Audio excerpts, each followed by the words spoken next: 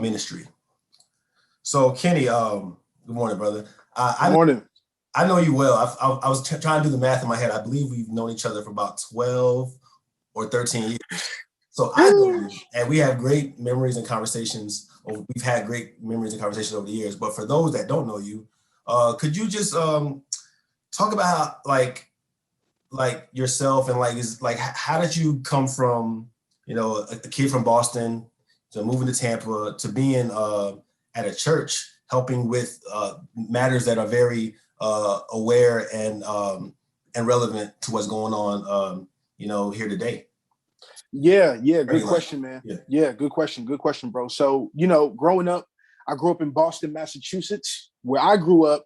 A lot of people know, just if you're a sports fan or anything of that nature, Boston is one of the most segregated cities in the United States, right? So, growing up, I wasn't churched or anything like that, and my parents didn't really have a relationship with Jesus, and so us living in that space, I didn't really have any I guess you could say cultural closeness with anybody who didn't look, act, or sound like me, just due to the lines of the way that the city is set up in the history of racism that is set up in the city.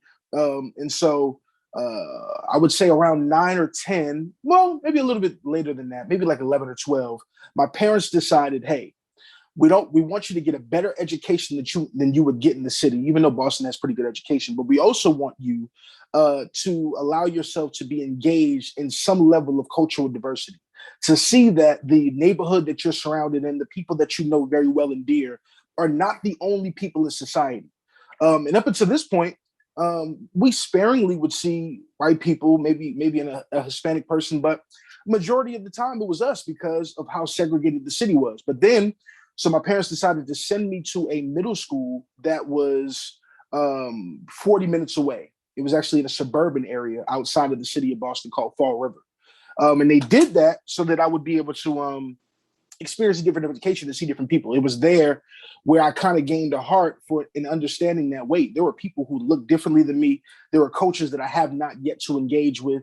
And that kind of was like the first seed of understanding, oh, okay, there's somebody different than just black people walking around here. And able to kind of see the way that they lived, and how differently they operated from a culture that I was used to. Fast forward into my adult years, at the last year of high school, going into my college year, I had moved to Tampa, Florida, and when I had moved there, got impacted and rocked by the gospel at a church, in their youth group. Never was the same. First time actually hearing the gospel.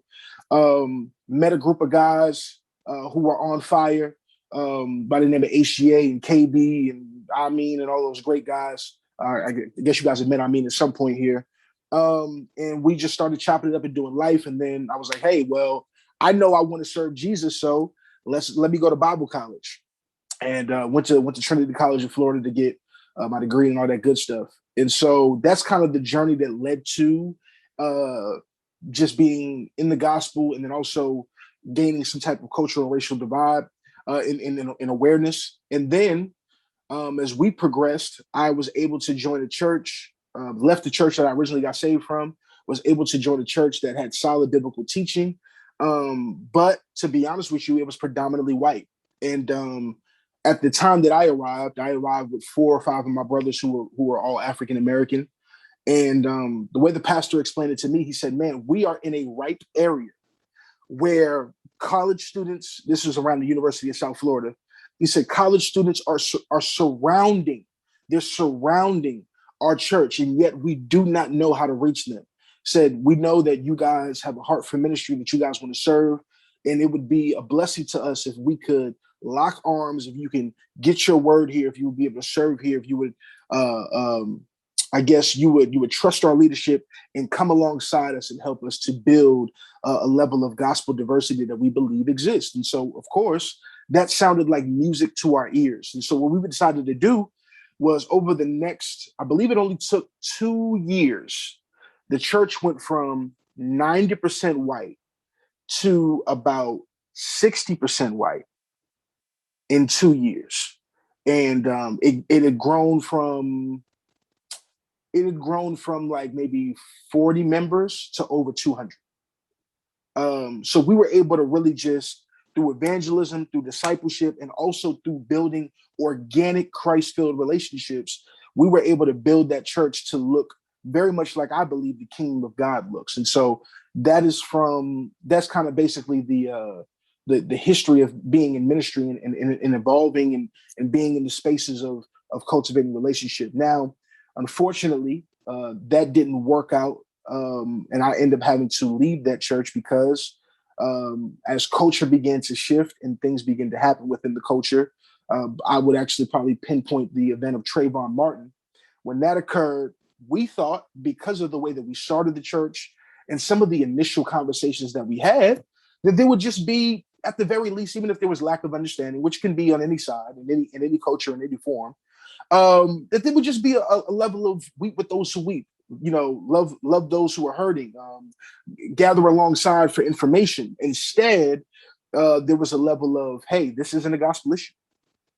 And that's kind of what we were told. And it created an unfortunate church divide, which made it almost like, when you hear in a headline and it says, coach and team mutually part ways. That's the way it was painted.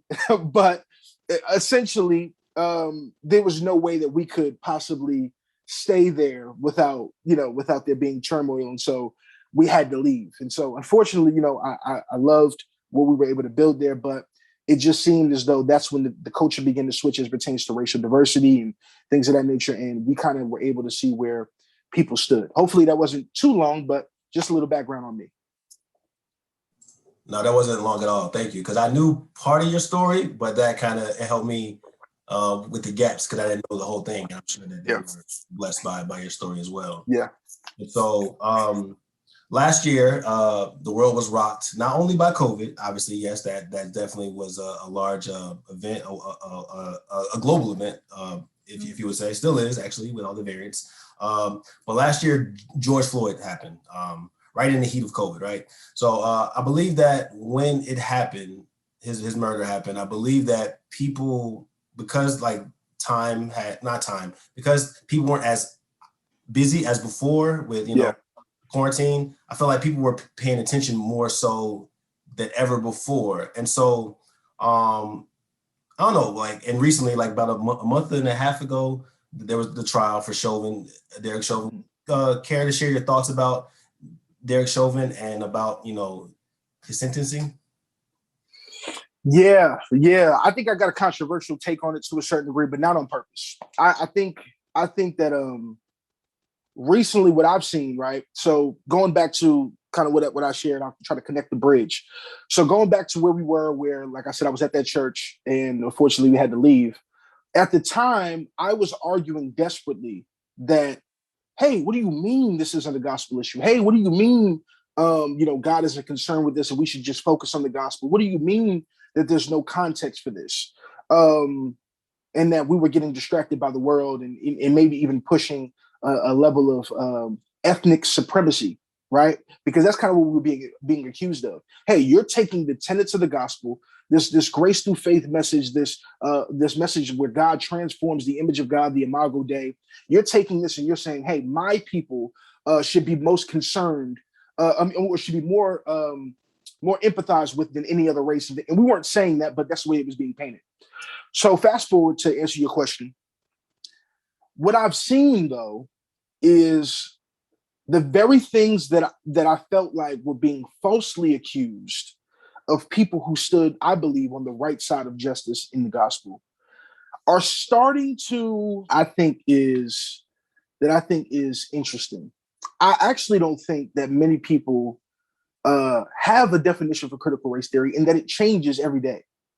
I truly like, and I don't say that to be funny. Like, I really think that people feel like they understand critical race theory or feel like they have a handle on it. But it's to be honest, for those who are into theology in the room, it's like explaining the Trinity.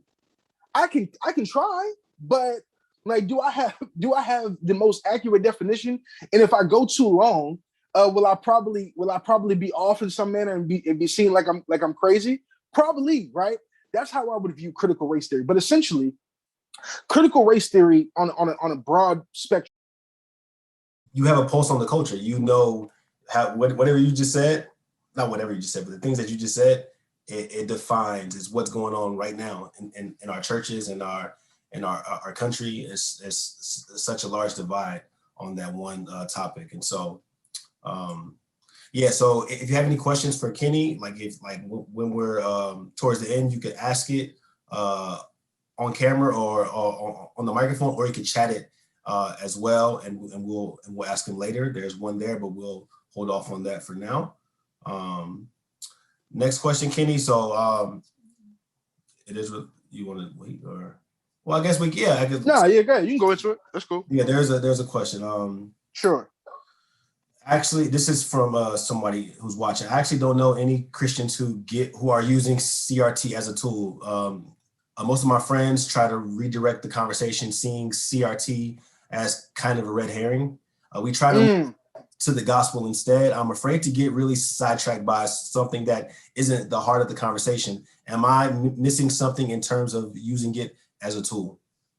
So great question. I would say that's kind of what I'm getting at, right? So I would say this, that we can't view things in light of the abuses in the way that people use them, right? So for instance, for a long time, and Terrell, you could attest to this, for a long time, we would run into believers who once they heard that we could possibly be reformed in theology, would literally look at us with a side eye and literally start backing up and being like, oh, I don't know if I want to talk to you, because they experienced so much abuse from those who claim reformed theology that they wanted to shun away from it. They didn't want to learn about it. They didn't even want to look at it or gain any perspective, even if the theology was right, because the way that the proponents of that theology acted and lived among them, they wanted no parts. To me, critical race theory is in the same vein. I'm not saying that it should even be focused on, to be honest with you. I know some of my brothers would probably disagree with me on that, but to me, yeah, I agree. I don't think it should be focused on, but I don't think we should turn anything away that could help us just gain more information. I'm all about information. It's just when I say use it as a tool, I'm more so saying use the information that's received that is just factual, just the factual parts of the information. Essentially, take the meat and spit out the bones, so that when you have a discussion with a brother or sister who may be on that train, or even witnessing to the world, who may hold CRT in a high regard, you're able to have understanding on that particular topic and use that as a way to witness, use that as a way to advance in conversation, and even talk about some historical components of this conversation. So that's all I mean. But I do understand that there's major abuses from people who use CRT, and a lot of times the people who are major proponents of CRT are actually, I would say, uplifting CRT over what we would call, the most important aspects of the gospel, and losing sight of that. So I would agree with that statement as well. And there's another question that we got in the chat based on the same topic. A critique I've heard is that CRT presents itself as nothing less than an all-encompassing worldview, fundamentally counter to a biblical worldview, and therefore ought to be countered like any other non-biblical worldviews. Thoughts? Mm-hmm. So, great. So yeah, so I think that's excellent. For whoever wrote that, that's fire, bro. I would say this. I do not believe that CRT and the gospel hold hands. So I don't want there to be any mystery about that. I don't believe that's the case, which is why I said anybody who's a believer who's holding CRT as central is probably missing it somewhere. But here's the issue, right? We are so quick to address cultures that we claim are counter to the gospel, and many cultures are, right? But we also believe simultaneously with that thought of redeeming culture and taking the parts of culture that don't necessarily oppose us and using that for the glory of God. So here's what I would argue about CRT, and almost, because there's some cultures that are just vile and evil, and the Bible would speak against them. But almost all the time, we can see a culture that opposes God, opposes his statutes, opposes Christianity, opposes the things we believe. But there are things within that culture that are truths, because when we think about even the adversary, when we think about Satan, he's pulling truths and twisting them. He's pulling ideas, he's pulling concepts, and he's bending them for his purpose, right? And so any secular culture, what I mean by using CRT as a tool is saying, okay, what are the things that are said in this culture that we probably would disagree with holistically in a worldview sense? What are things that are being said within this that we can agree with? Because it's not a total list of things that we would walk down the list and say, oh, this is terrible, terrible, terrible, terrible. It's more so saying we understand overall we can't rock with this, but there's some meat here that we can pull and separate everything else, the bones and the fat, and say, okay, if you want to have a discussion about this piece, I can tell you where I agree. And then in light of the gospel, I can tell you where it goes wrong. So yes, I do think fundamentally we should oppose it because it's not a Christian worldview. I would agree with that. But I would also say we do ourselves a disservice by looking at worldviews that oppose ours and not being able to see the truths within them, because oftentimes there are. Okay, killed it. So as we, in light of today's talk, Kenny, and conversation, we always try to give a piece of application here, because I think we do good in the discussion piece, but we always want to give some type of thing that we can move forward with. So how can we move forward as believers, committed to truth and love, that is based in the gospel? Yeah, that's good, man. That's good. This is really where my heartbeat is at right now. In my particular church, we have a whole ministry dedicated called DNA, and this dialogue, news, which stands for the good news, and action, right? And I believe those three tenets are the three ways in which we can actively move forward as believers. We need to have dialogue. We need to continue to talk. We need to continue to have conversation. We need to continue to healthily disagree with one another. We need to bring our thoughts and our ponderings and our pontifications to the table. And then we need to wrap those things up in the good news, right? Sharing the gospel back to one another, which is how believers get through the week, get through the day, get through the month. And also taking our frustrations, taking our disagreements, taking our agreements to the world and saying, okay, how can we make an impact that while the world is being affected by this in a manner that we probably don't understand because we have a hope? Let's take this idea of race that is very real to individuals who are hurting and apply that genuinely by loving on people, bringing them into your homes, meeting them in their cities and their communities, having the same conversation, meeting needs, and allowing for the dialogue to progress from just among one another to bring them the missing piece in what they're experiencing. So, when you think about the way that Jesus would attack things, he would say, go and speak to those, and go and heal the blind, go and heal the sick, go and meet the needs of the people, go feed them.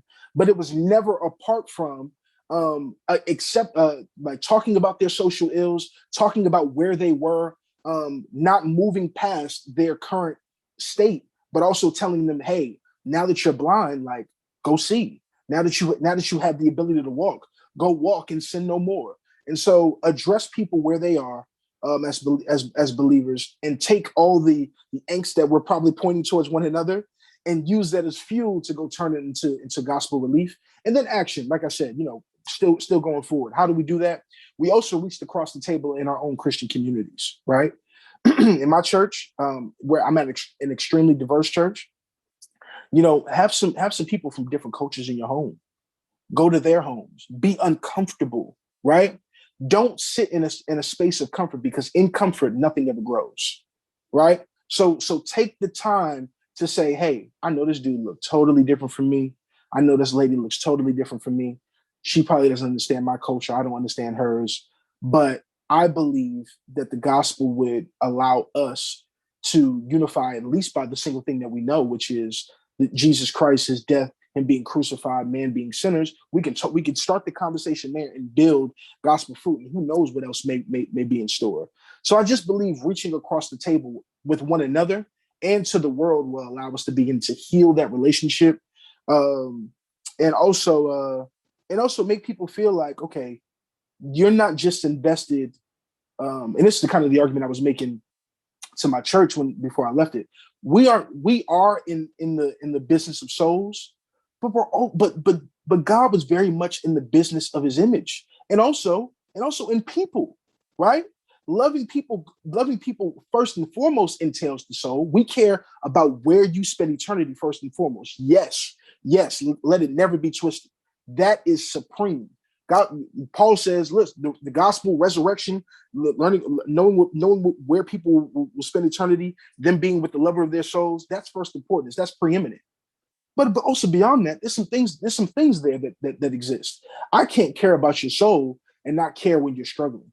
I can't care about your soul and not care when you're mentally not unstable.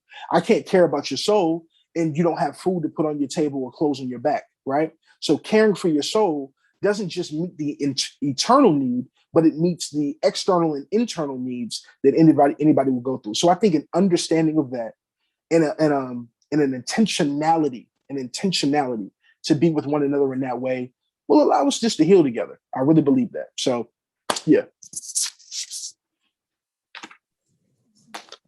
Okay. Yeah, man. That was dope, man. You killed it. And this kind of builds on. This is the last question. I know some people have to head out.